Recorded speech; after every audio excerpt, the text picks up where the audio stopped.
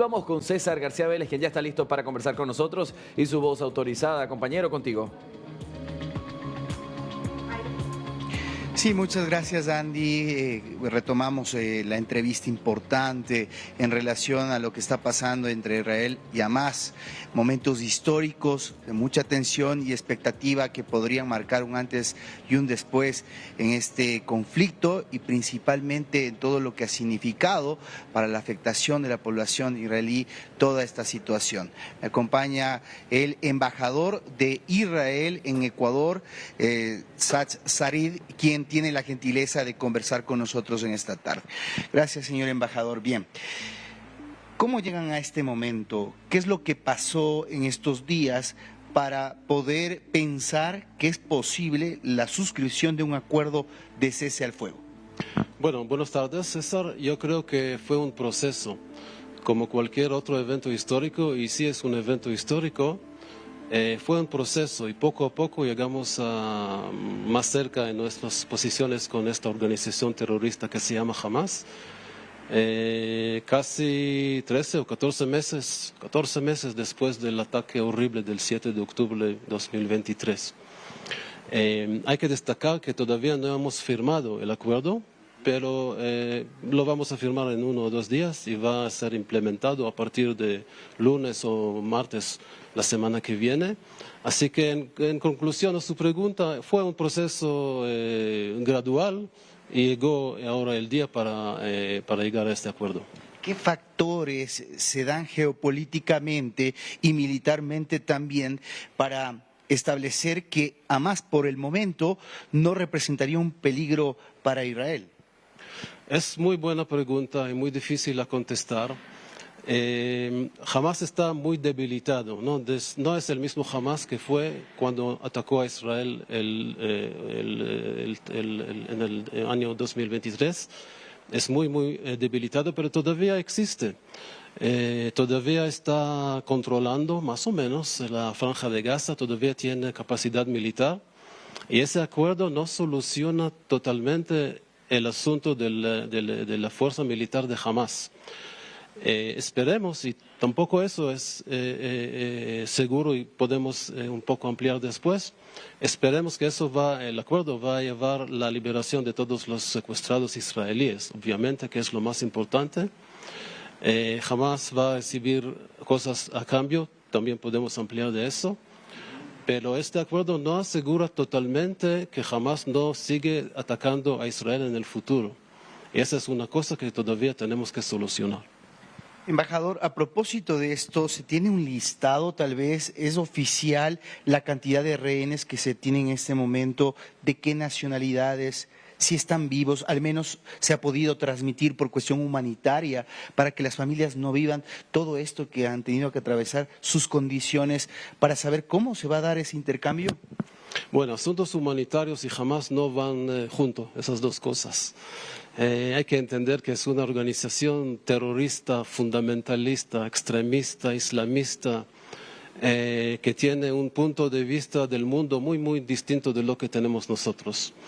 A su pregunta, y voy a conectar las cosas, fueron secuestrados el octubre de 2023 más o menos 250 personas. Muchas cosas han pasado. En este momento hay 98 personas en la franja israelíes y algunos extranjeros en la franja de Gaza.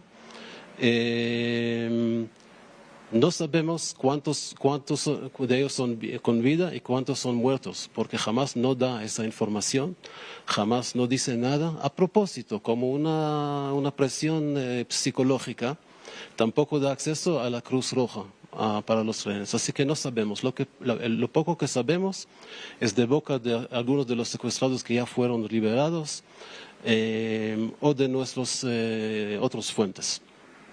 Entre esos 98 personas, la primera etapa de este acuerdo habla de la liberación de 33 personas de ellos, que son mujeres, niños, hasta hay 2 bebés ahí, ancianos, gente enferma y hombres mayores de 55 años. Ellos van a ser los primeros para ser liberados durante una época de 6 semanas, no va a ser inmediatamente.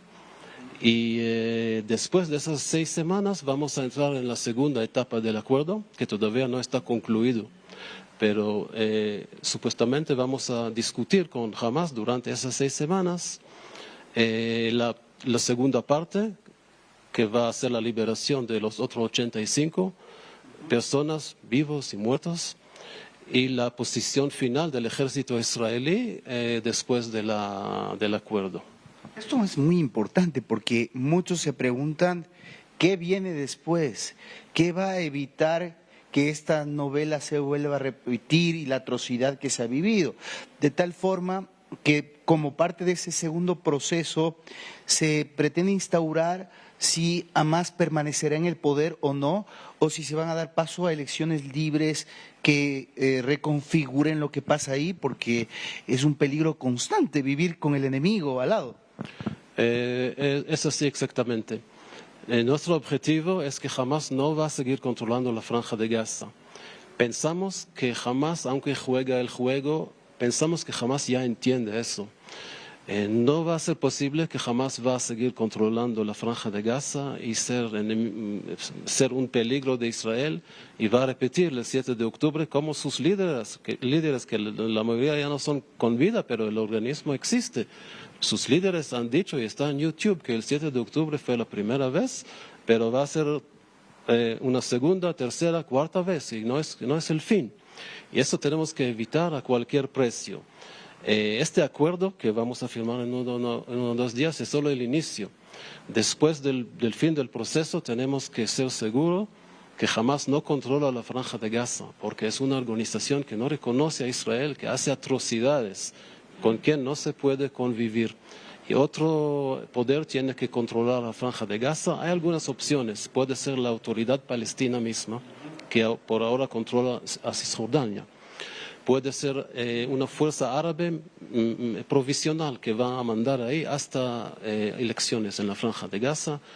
Hay algunas otras ideas, pero sí, de verdad, no podemos permitir que Hamas va a seguir controlando en el futuro la franja de Gaza. Ahora, el problema en Medio Oriente es complejo, no solo se limita a lo que pasa con Hamas, sino también a que se activó rápidamente después de este ataque Hezbollah y Israel actuó oportunamente también neutralizando la frontera norte. A la par se da una revolución en Siria. ¿Cómo estos elementos pueden contribuir al gran sueño de Israel y la alianza con el mundo árabe para que finalmente comience el progreso y esta guerra santa, como le dicen muchos, se acabe?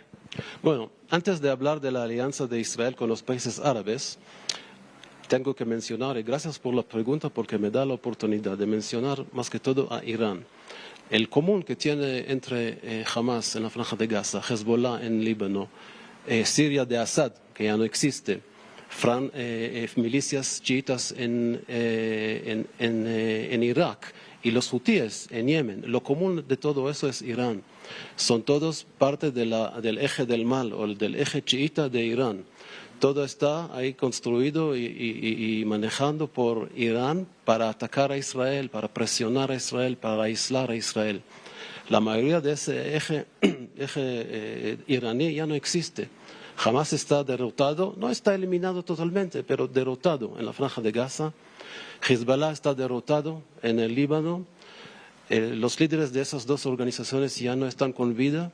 Siria vivió una revolución y la gente que controla Siria en esos días son también gente que llegaron de Al-Qaeda y de ISIS, que son también grupos islamistas terroristas, pero no son aliados de Irán, son enemigos de Irán. O sea, Irán perdió su control en Gaza, en Líbano y en Siria. Y son muy buenas noticias no solo para Israel, sino para todo el Medio Oriente y quizás el mundo. Pero hay que recordar que Irán, esa cabeza de la serpiente, todavía existe, todavía está, y va a seguir tratando de atacar a Israel y, muy importante, paralelamente, desarrollar un arma nuclear. Y eso es algo que la comunidad internacional, no es asunto de Israel, la comunidad internacional tiene que evitar, que impedir. Ahora regreso a su pregunta. Hay muy buenas chances y sí podemos ser optimistas que después de la entrada del presidente Trump a Estados Unidos y por todos los cambios, últimos cambios en Medio Oriente, nosotros vamos a llegar a un acuerdo con Arabia Saudita, un acuerdo de normalización, y eso va a ser después de otros 2 acuerdos de paz con Jordania y con Egipto, y otros 4 países árabes con quien tenemos acuerdos, que son Marruecos, Sudán, que es un país fallado, pero no importa por ahora, Emiratos Árabes Unidos y Bahrein. O sea, después de la firma con Arabia Saudita vamos a tener acuerdos de paz o de normalización con los 2 países árabes más importantes, Egipto y Arabia Saudita. Israel va a ser en un lugar de ser mucho más aceptado como un país en Medio Oriente y dentro del mundo musulmán. Y son muy buenas noticias, hay muy prospectos positivos, hay muchos planes que ya existen de cooperación económica para desarrollar todo el Medio Oriente para el bienestar de todos los países del Medio Oriente. Muy agradecido, embajador Sarid. Ahí tienen ustedes información oficial de cómo avanza este proceso de suscripción de alto al fuego, como lo ha dicho claramente, a pesar de que aún no está materializado, están a punto de hacerlo y veremos cómo evoluciona, principalmente en esta entrega de rehenes, que es el anhelo de todo un pueblo y de esas familias que han sufrido tanto tras la atrocidad que cometió Hamás aquel mes de octubre en Israel. Pero también hemos tenido una perspectiva de cómo se apuntalan las cosas geopolíticamente después de este momento histórico que ustedes lo están viendo a través de DiNews. Con esto nos despedimos. Tú continúas desde Estudios Andy con más. Puedes apostar, compañero, que así será. Estaremos muy atentos a la noticia.